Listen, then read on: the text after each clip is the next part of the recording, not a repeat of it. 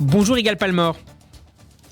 Bonjour Steve. Et merci d'avoir accepté notre invitation. Vous êtes ancien porte-parole du ministère israélien des Affaires étrangères et vous dirigez actuellement le département de la stratégie et de la communication de l'Agence juive pour Israël.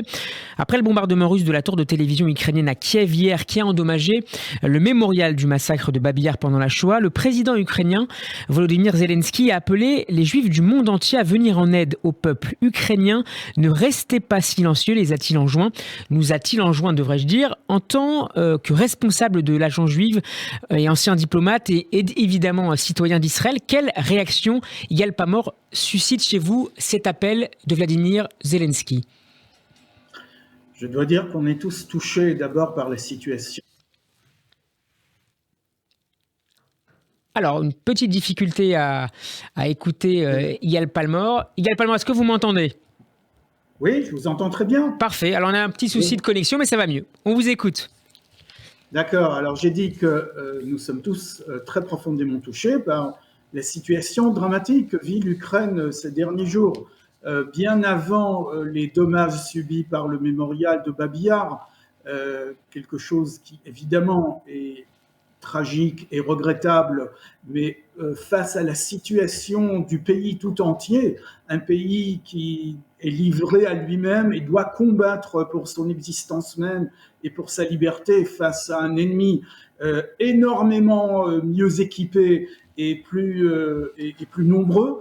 Évidemment, nous sommes tous très émus et les dommages subis par le mémorial de Babi Yar ne font qu'accentuer les sentiments, évidemment les souvenirs de la Deuxième Guerre mondiale, mais il ne faut pas tout confondre non plus. C'est une guerre d'un genre qu'on n'a pas connu. Elle ne vise pas les Juifs, ce n'est pas une affaire juive maintenant, c'est une affaire qui concerne l'humanité tout entière.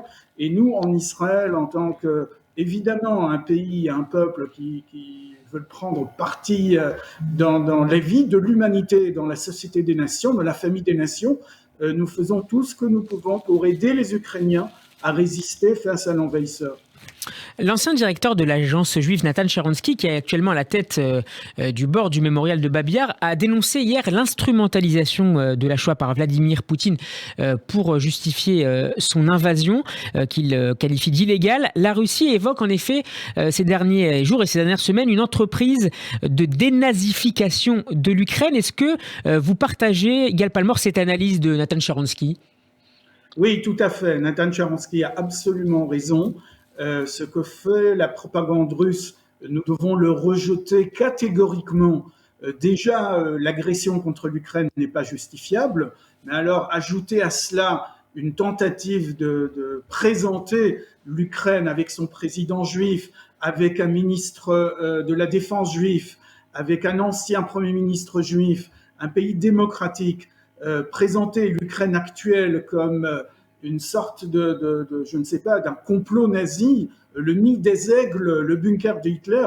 Alors là, franchement, il faut être quand même sans vergogne. Et il ne faut surtout pas se laisser prendre à ce genre de propagande grossière. Alors sur le terrain, plus de 5000 juifs ukrainiens ont contacté l'agence juive depuis le début de l'invasion russe et ce, en vue d'une prochaine alliée vers Israël. Comment s'organisent ces procédures que j'imagine, Igal Palmore, a accélérées au regard de la situation?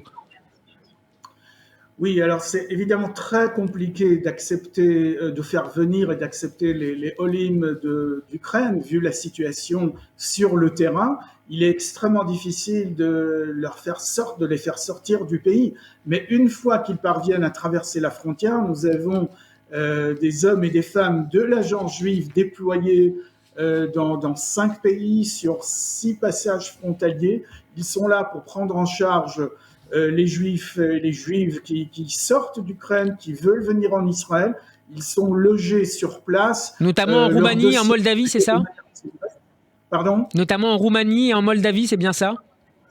En Pologne, en Roumanie, en Moldavie et en Hongrie. En Moldavie, nous avons des gens présents à 2 points frontaliers, mais aussi en Pologne, là où la plupart des Ukrainiens tentent de fuir.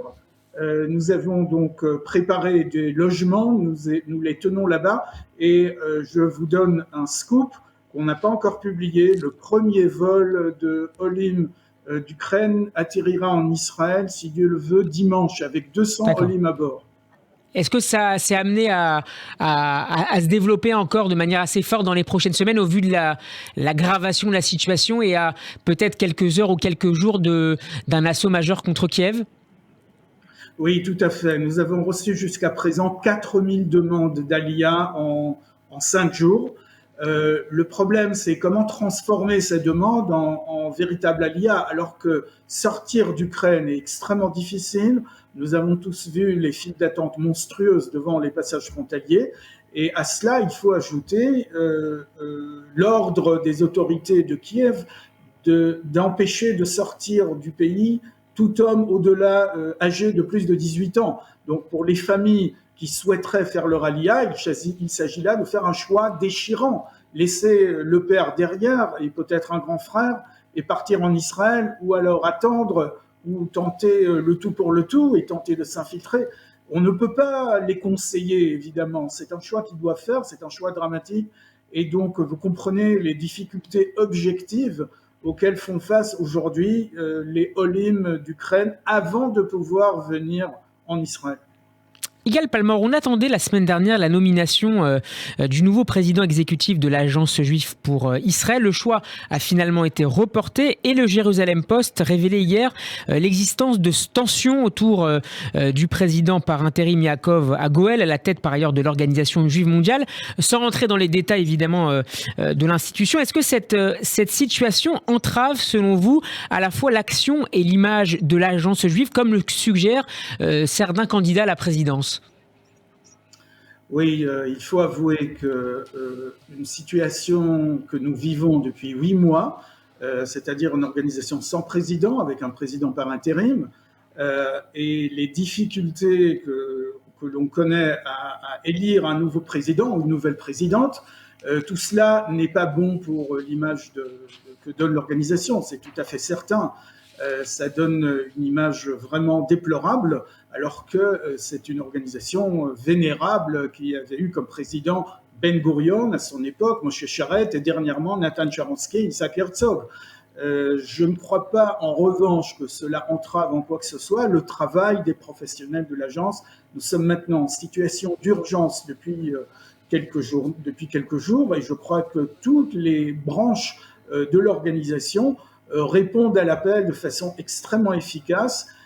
On aurait bien aimé avoir un président à la tête de l'organisation, mais on a quand même une directrice générale et des chefs de département, en plus des employés extrêmement dévoués, qui sont sur le terrain, et je crois que nous répondons à l'appel de manière tout à fait efficace et satisfaisante.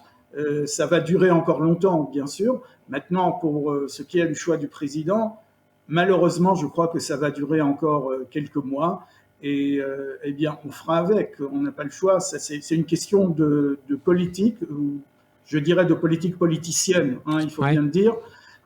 Et nous, les professionnels de l'agence, nous allons faire notre travail en essayant d'ignorer ce genre de problèmes politiciens, en espérant qu'ils trouvent une solution très vite. Et on mesure que la tâche est immense pour vous et les autres responsables de l'Agence juive pour Israël. Merci beaucoup, Yigal Palmor, d'avoir été avec nous. Je rappelle que vous dirigez actuellement justement le département de la stratégie et de la communication de l'Agence juive pour Israël. On peut réécouter cet entretien en podcast sur radioj.fr et en vidéo sur notre page YouTube. Bel après-midi à vous, bon courage et à très bientôt. Merci. Sur Radio J.